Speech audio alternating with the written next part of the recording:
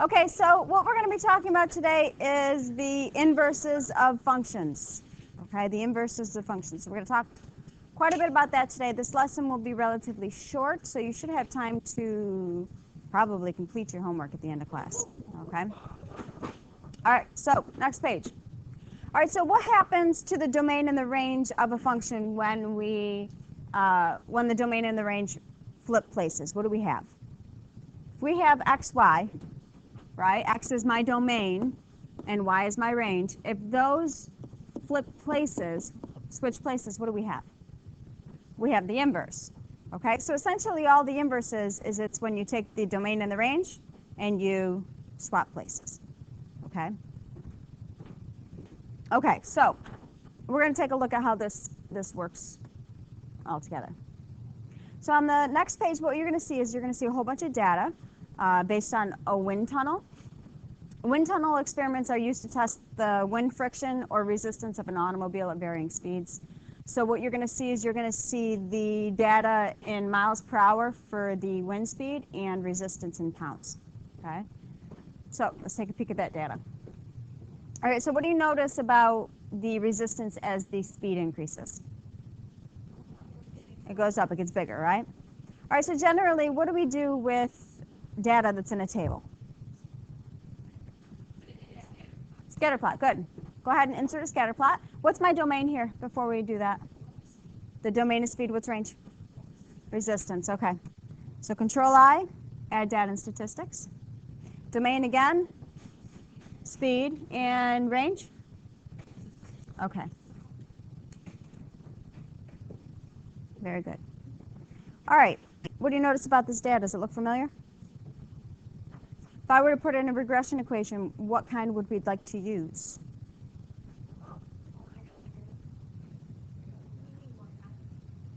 What kind? Would we use linear? Would we use quadratic? Would we use exponential? Yeah, which one? Exponential. Yeah, this is exponential data, right? Increasing or decreasing? Increasing. So as time goes on, the resistance, or as speed gets larger, the resistance gets larger and larger and larger, right? Okay, so we talked about the inverse being when the domain and the range are swapped, right? All right, so watch. Right now my domain is speed and my range is resistance. I'm going to take my range and I'm going to turn it into speed. And my domain is now resistance. What happened to my graph? How did it change? It like flipped, yeah. Okay, give me a math word for flipped. Oh, what's the math word for? It's reflected. All right, so we need to figure out what it's reflected over. Okay, so watch again. Are you ready? Watch. I'm going to do it again. 2 points on the end seem to be staying relatively fixed, right? So what is this? Awesome. This is a reflection over the line y equals x. Okay, I'm way off. Okay, so it seems to be a reflection of the line y equals x. A reflection over the line y equals x. And that should make sense because if xy becomes yx, then x equals y and y equals x. Okay, so it's a reflection over the line y equals x. That's all inverse is a reflection over the line y equals x. Okay, so we take my points and I flip them. Flip my domain and my range.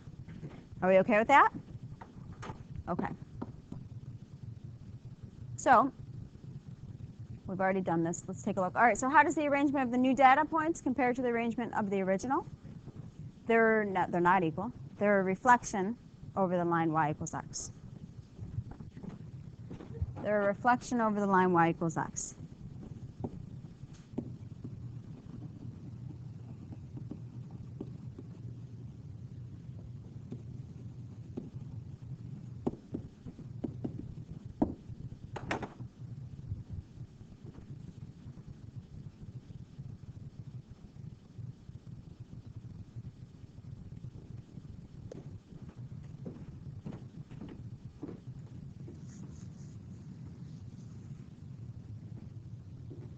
Are we ready?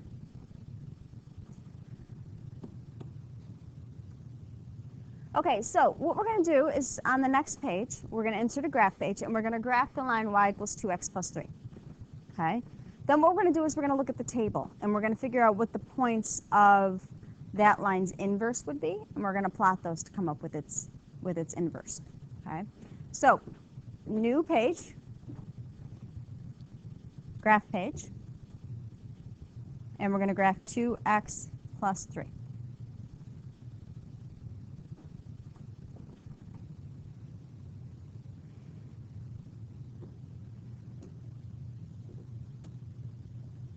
To make this easier, I want you to click Menu. To make this easier, please click Menu, View, and we want to show the grid, and it can be dotted or lined, whatever you choose. Okay, this is just going to make it easier for us to plot some points. Okay, so Menu, Actions, View, Grid. We got it? Okay, so what I want to do now is I want to look at a couple of points on here. Okay, let's pick some easy points, right? What points do you see?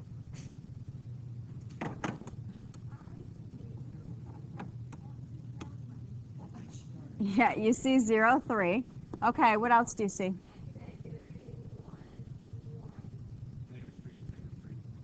-3, -3. What else? 1, 5. How about -1, 1? What? Yeah, where it's dead on. Okay, so we have a couple points here, right? So if I wanted to come up with the inverses points, 3, 0. -3, -3. That's going to be the same. 5, 1. Good. So those would be points on the inverse, right? I'm going to transfer them over here so that you can still see them. Why do you think -3, -3 stayed the same?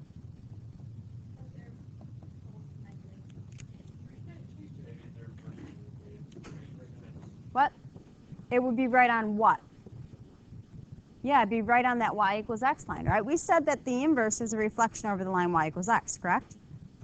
So if it's a reflection over the line y equals x, this point here, what does y equal? -3. What does x equal? What does x equal? What does y equal? So does y equals x? Does x equal y? So that's the point where it's going to be reflected over, okay? Good. Okay, so what I'd like you to do now, I'm going to make this go away. You're going to hit Menu, Geometry, Points and Lines, and you're going to select Point. I want you to plot those points, okay? All you have to do to plot is click. So, so you're going to do 3, 0. So you're going to click right where you think it's going to go. That's why we put these grids on. It's easier to see. -3, -3. 5, 1. And 1, -1. And then when you're done, hit Escape. It's going to be close enough, though.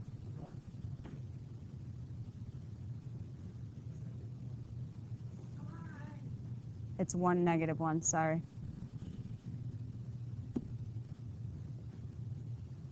Better?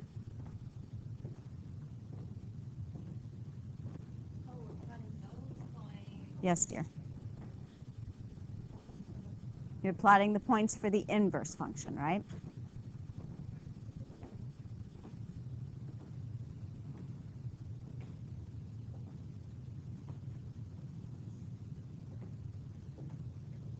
How many points do you need to graph a line?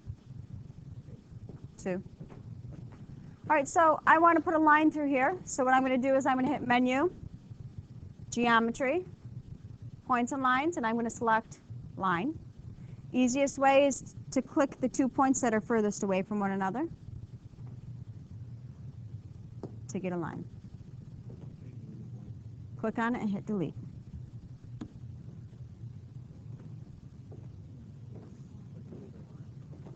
Menu, Geometry, Points and Lines, Line. Click on the 2 points that are furthest away. Hit Escape. Now if you want to extend it, you can grab and pull those so that the line is longer.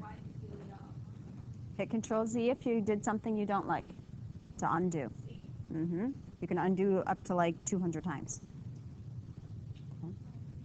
All right, so notice where they're intersecting. Where are they intersecting? -3, -3. Now, if these are inverses, we said it would cross, or it would be a reflection over what line? Y equals x. So when I hit y equals x, when I graph y equals x, where should y equals x pass through? The intersection point of the two lines. Does it? Yeah. Okay, so do you see how this is the inverse? Now, when we graph the inverse of a line, it gets labeled as f to the -1 of x. That's inverse. It's function notation. That's how we represent the inverse, okay? So you're going to see that pop up a lot. Are you guys ready? Okay. All right, so what I want to do now is I want to figure out how to do this algebraically. So we're going to do that on the next page. So here's our original function, y equals 2x plus 3. And what we're going to do is we're going to figure out how to do this algebraically. Now, we said that our domain and our range do what? They flip. Domain is what? X. Range is, so what am I going to do with the x and the y in this equation? We're going to switch them around. Good. So this is going to become x equals 2y plus 3. Okay. Now, do I like the way that's written? No. Why not? Right. I like it to be y equals. So I need to solve for y. How do I do that? Subtract 3 to the other side. And then divide by 2. So order of operations backwards, right, guys? So we get y equals x minus 3 divided by 2. So written in function notation, f to the -1 of x equals x minus 3 divided by 2. God bless you. Okay, so that's how we find the inverse algebraically. You switch x and y, and you solve for y.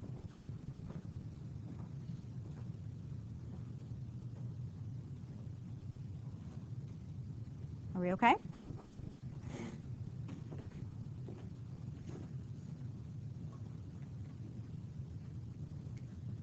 Okay.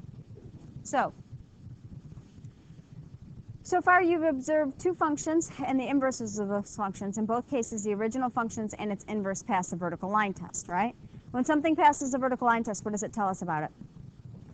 That it's a function. Okay, so in both cases, the original function and the inverse have passed the vertical line test. They're both functions, all right? This tells us something very important. Another way to say this is that the original function is 1-to-1. All right, 1-to-1 means it passes the vertical and the horizontal line test. And what that tells us about the function is that the function's inverse is also going to be a function. I'm going to say that again slowly. Ready? If a function is 1-to-1, it has to pass what? Vertical and horizontal line test. If it's 1-to-1, the function's inverse will also be a function. Okay, the function's inverse will also be a function. That's if the function is 1-to-1. All right, so we're going to look at a couple of these and decide whether or not these functions are 1-to-1. So real quick, x squared should be pretty easy to figure out. Is this function 1-to-1? No. Why not? Does it pass the vertical line test? Yeah, it's a function. It passes the vertical line test. What about the horizontal line test? No. See what happens here? Intersects in two places. Okay, so it passes the vertical line test, so it's a function. But it doesn't pass the horizontal line test, so it's not 1-to-1. So what that means is if I were to find the inverse of this, the inverse would not be a function. Okay? Y equals x squared. How would I solve for the inverse? X equals y squared. Take the square root. Remember, when I take the square root, it's always,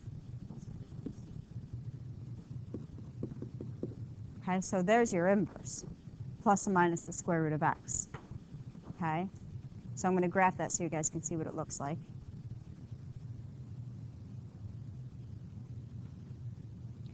Okay, So how many functions do I actually have to graph there? I gotta graph 2. Okay, I can't do plus and minus. I have to do them separately.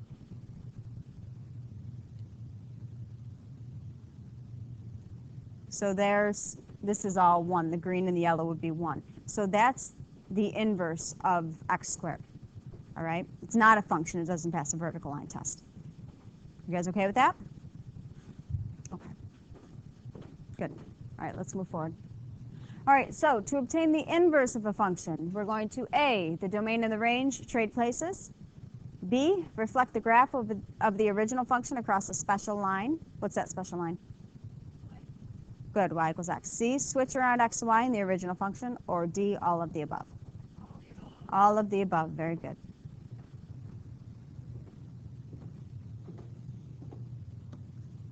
Okay, the inverse of a function is always a function. Disagree. Because we just looked at x squared. Was the inverse of that one a function? No. All right, so what you're going to do here is I have A, B, and C.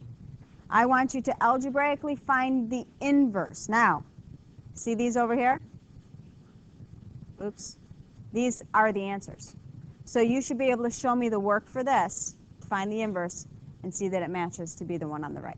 Okay, so I'm going to pause here and take a few minutes so you guys can do those.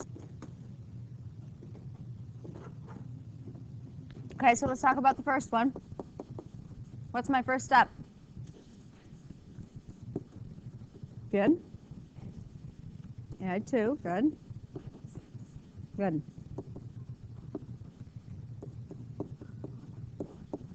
So you should get f to the negative 1 of x equals x plus 2 over 6. Did you get it right? Second one. Switch them. So x equals 1/2 y minus 3/4. Good. Add 3/4. Yeah. Dividing by half is the same thing as multiplying by 2. All right, guys? Do you remember that, hopefully? You need to remember that. Okay?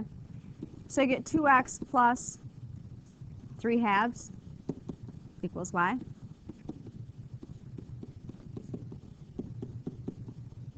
You get 6/4, which is the same thing as 3/2.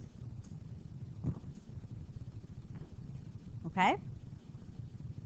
What's the matter, John? That's function notation for inverse. Okay, last one. X equals the absolute value of y. Can you get rid of an absolute value? There's no way to like divide it out or square it out, or you can't get rid of it. It's there. Okay. So this one, there is no inverse. Does not exist. No. Well, you could. Okay. Doesn't exist.